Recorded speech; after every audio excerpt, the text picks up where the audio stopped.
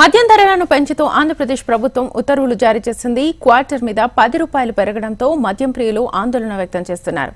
అధికారంలోకి రాకముందు తక్కువ ధరలకే మద్యం అందిస్తామని చెప్పి అధికారంలోకి వచ్చిన తర్వాత మళ్లీ ధరలను పెంచడం అన్యాయమని మందుబాబులు వాపోతున్నారు. ఇక దీనిపై మరింత సమాచారాన్ని మా ప్రతినిధి పవన్ అందిస్తారు.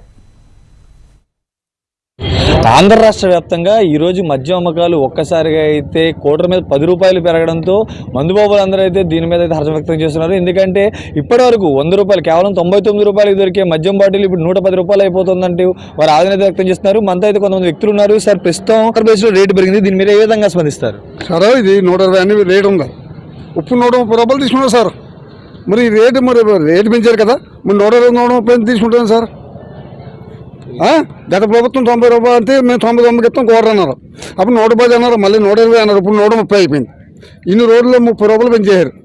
మరి పెంచే కారణం దేని ప్రాబ్లం? మా ప్రాబ్లం మిడిల్ క్లాస్ వాళ్ళం. తెలసొక్కేసుకున్నాం, డబ్బు ఉన్నాను కదండి. మిడిల్ క్లాస్లో పుట్టి బడాయికి పోతున్నాం. ఇక్కడ దీనివల్ల ప్రభుత్వం ఏం చర్య తీసుకుంటుందో లేదో కనుక్కోండి. సో అదేవిధంగా ఏ విధంగా ఉంటుంది? గత మద్యం బాగుంటుంది, నాణ్యమైన మద్యమే తక్కువ ధరకి ఇస్తూ ఉంటారు. దాని రెండు ఒకేలా తాగేవాడు ఎక్కువ తాగితే ఏదన్నా ఒకటే అండి. మనం సమానంగా తాగింది ఏముందన్న ఒకటే. మనం ఎక్కువ తాగేస్తాం అనుకోండి, ఏముండని చెడ్డ.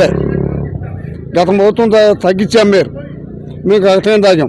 ఇప్పుడు మనం తగ్గించేయన్నారు, ఫస్ట్లో తగ్గించారు, సంతోషంగా ఉన్నాం. ఇప్పుడు వెంటనే పెంచేస్తున్నాం. మాకు ఏంటండి మా బతుకులు ఏంటి? మా మిడిల్ క్లాస్ బతుకులు ఏం కావాలి?